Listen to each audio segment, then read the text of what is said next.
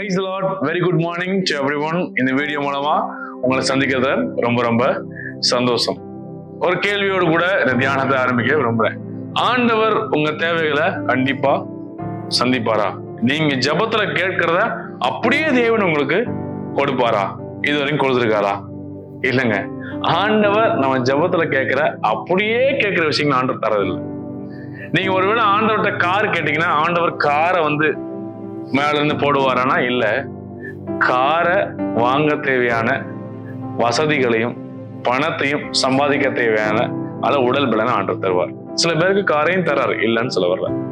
ஒருவேளை நீங்க ஆண்டவர்கிட்ட, ஆண்டவரே நல்ல உணவு வேணும், என்னோட சரீரம் திருப்தியாகணும் அப்படின்னு கேட்டீங்கன்னா ஆண்டவர் நல்ல மழையை வர்ஷிக்க பண்ணுவார்.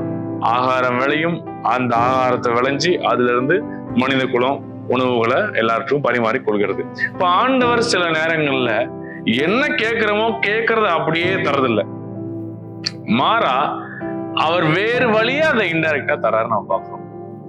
ஒரு வசனம் இப்படியா சொல்லி இருக்கிறது, பிலிப்பியர் 4:19. என் தேவன் தம்முடைய ஐஸ்வர்யத்தின்படி உங்கள் குறைவை எல்லாம் கிறிஸ்து இயேசுவுக்குள் மகிமையிலே நிறைவாக்குவார் என்று சொல்லி இருக்கிறது. NIV வெர்ஷன்ல இப்படி சொல்லி இருக்கிறது, and my God will meet all your needs according to the riches of his glory in Jesus Christ. God will meet all your needs. உங்களுடைய எல்லா தேவையும் ஆண்டவர் சந்திப்பார். ஆனா எப்படி சந்திப்பார் என்பதை அது அவர் தான் முடிவு பண்ணுவார். உங்களுக்கு பண தேவையா? கண்டிப்பா சந்திப்பார். சுகம் கொடுக்கணுமா? கண்டிப்பா சுகம் கொடுப்பார். வியாதி மாறணுமா? கண்டிப்பா வியாதி மாறும். குடும்ப பிரச்சனை மாறணுமா? கண்டிப்பா குடும்ப பிரச்சனை மாறும்.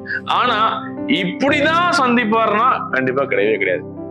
இஸ்ரவேல் ஜனங்கள் செங்கடலை பிளக்கும் போது லட்சக்கணக்கான ஜனங்கள் செங்கடலை கடக்கிறதுக்காக நின்று கொண்டு இருந்தாங்க. மோர் தென் 20 lakhs இருக்கலாம்னு சொல்றாங்க. அத்தனை பேர் போறதுக்கு கப்பல்ல போக முடியுமா? கண்டிப்பா போக முடியாது. அதனால என்ன பண்ண ஆண்டவர்? செங்கடலை பிளந்து எல்லா ஜனங்களையும் வர இடத்துக்கு கொண்டு போறார்.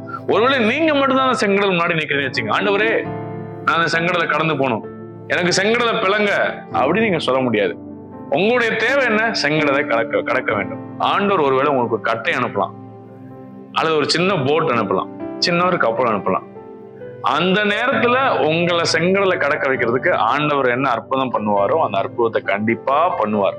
ஆனா அது இப்படிதான் பண்ணுவார் அப்படின்னு நினைச்சிருக்கல, அந்த வழியில பண்ண மாட்டார். ஆண்டவர் வேறு வழிகள்ல அதை செய்வார்.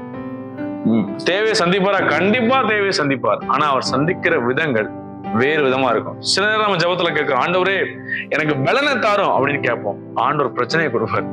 ஏன்னா பிரச்சனையை கொடுக்குறாங்கன்னா பிரச்சனைகள் அதிகமாகும் பொழுது அதை ஃபேஸ் பண்ணி நம்ம பலசாலியா நம்ம மாறுறோம். நீங்க பாத்துறீங்களா? நீங்க ஒரு பாக்ஸிங் இருக்கவங்க அப்படின்னா பெரிய ஒரு மூட்டையை அந்த பாக்ஸை தொங்க போட்டு அதுல குத்திட்டே இருப்பாங்க. குத்திட்டே இருக்க என்ன ஆகும் அப்படின்னா இந்த கரங்கள்லாம் ரொம்ப ஸ்ட்ராங் ஆயிரும்.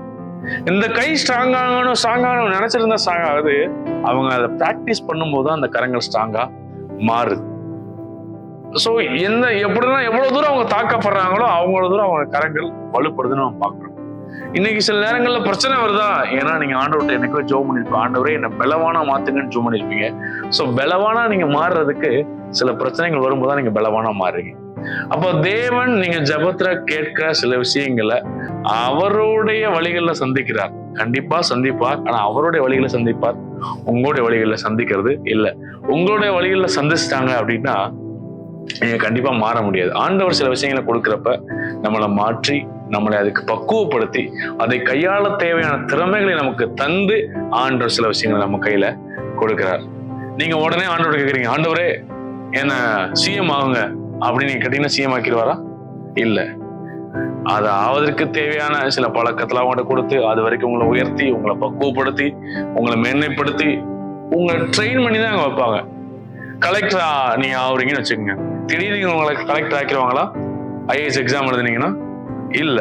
அதுக்குன்னு ஒரு 6 மாசம் நீங்க சில இடங்கள்ல போய் அந்த IAS இடத்துல போய் கோச்சிங் பண்றீங்க. பிசிக்கலா மென்டலா சில ப்ராப்ளம்ஸ் உங்க கையில கொடுத்ததை எப்படி ஹேண்டில் பண்ணீங்கன்னு பார்த்து அதுக்கப்புறம் தான் ஒரு டிஸ்ட்ரிக்ட்ல IAS அப்பாயிண்ட் பண்ணுவாங்க. டைரக்டா IAS யாரையும் போடுறது இல்லை. ஸோ ஒரு ட்ரைனிங் அதுக்கு பக்குவப்படுத்தி அந்த பொறுப்பை கொடுக்குறாங்க. ஸோ ஆண்டவரும் நீங்க ஜெபத்துல கேட்கிற சில தேவைகளை கொடுக்கும் பொழுது அதை கையாள தேவையான அளவு உங்களை பக்குவப்படுத்தி விட்டு ஆண்டவன் கையில அதை கொடுக்கிறார். ஸோ அப்போதான் அந்த ஆசீர்வாதமா மாறுகிறது. இல்லை என்றால் அந்த காரியங்களை நம்ம உடைத்து போட்டு விடுவோம்.